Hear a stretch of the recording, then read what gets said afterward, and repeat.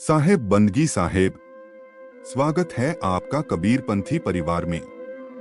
आज हम एक ऐसे गहरे विषय पर चर्चा करेंगे जो हर इंसान की जिंदगी से जुड़ा है। अपने काम से प्रेम करो। कबीर साहेब की वाणी हमें यही सिखाती है कि अगर इंसान अपने काम को भक्ति बना ले तो जीवन में न केवल सफलता मिलती है बल्कि आत्मिक शांति भी प्राप्त होती है। अगर आप इस चैनल पर नए हैं तो सब्सक्राइब करें और कबीरपंथी परिवार का हिस्सा बने। और हाँ, इस वीडियो के बीच एक ऐसी कहानी है जो आपका जीवन बदल देगी। तो चलिए जानते हैं कि कर्म को पूजा मानने के क्या फायदे हैं।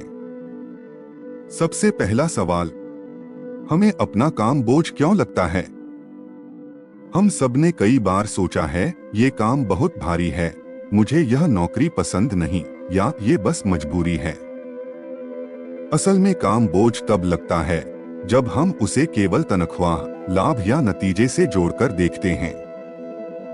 लेकिन जब हम काम को सेवा मानते हैं तो वही काम आनंद बन जाता है। यही कारण है कि कबीर साहेब कहते हैं, कबीरा सोई पीर है जो जाने पर पीर, जो पर पीर न जानई सो काफिर बेपीर। यहाँ पर पीर का अर्थ केवल गुरु नहीं बल्कि काम में करुणा और संवेदना भी है। अगर हम काम में दूसरों का दुख, उनकी जरूरत समझेंगे तभी हमारा कर्म पुण्य बनेगा।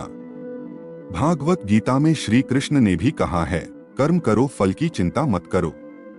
मतलब यह नहीं कि इंसान मेहनत ही न करे, बल्कि इसका भाव यह है कि काम को पूरी निष्ठा से कीजिए, लेकिन केवल परिणाम की चिंता में मत उलझिए। जब किसान खेत में बीज बोता है तो वह बारिश और मौसम को नियंत्रित नहीं कर सकता।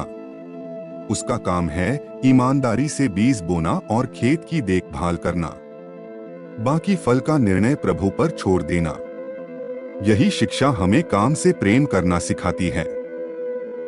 चलिए जानते हैं एक खूबसूरत कहानी के माध्यम से कि कर्म को पूजा मानने वाले लोग कैसे होते हैं।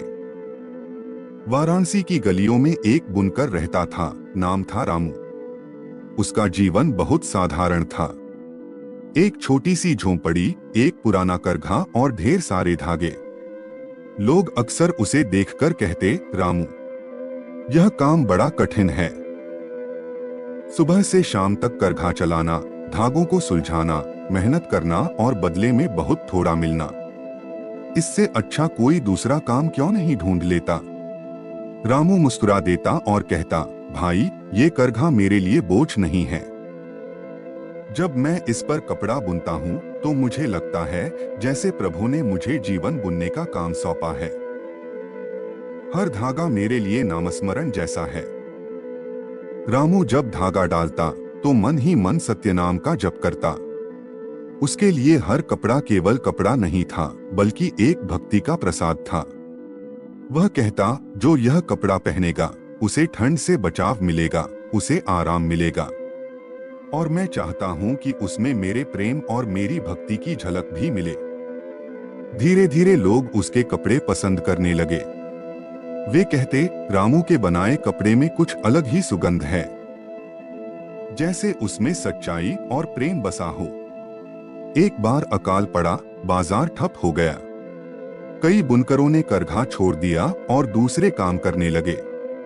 रामू के घर में भी भूख प्यास की समस्या थी। बच्चे रोते, पत्नी चिंता करती।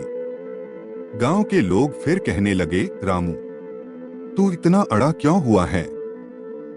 यह करघा बेच दे, कोई दूसरा काम कर। भला खाली पेट भक्ति से क्या होगा?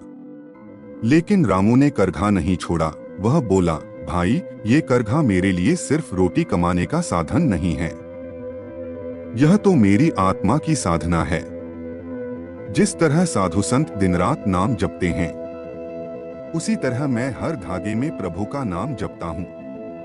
अगर इसे छोड़ दूंगा तो खुद को खो दूंगा। धीरे धीरे समय बदला। अकाल खत्म हुआ। जब लोग फिर से कपड़े खरीदने बाजार आए तो सबसे पहले रामू के कपड़े बिके, क्योंकि बाकी बुनकर ने तो अपना अपना काम छोड़ दिया था।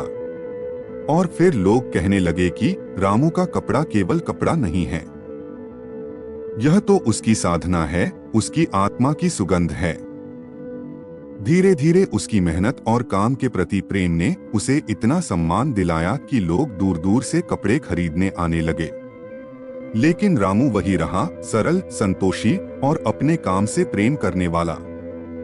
रामू की यह कहानी हमें यही सिखाती है कि जब हम अपने काम को केवल पैसा कमाने का साधन समझते हैं तो वह बोझ बन जाता है।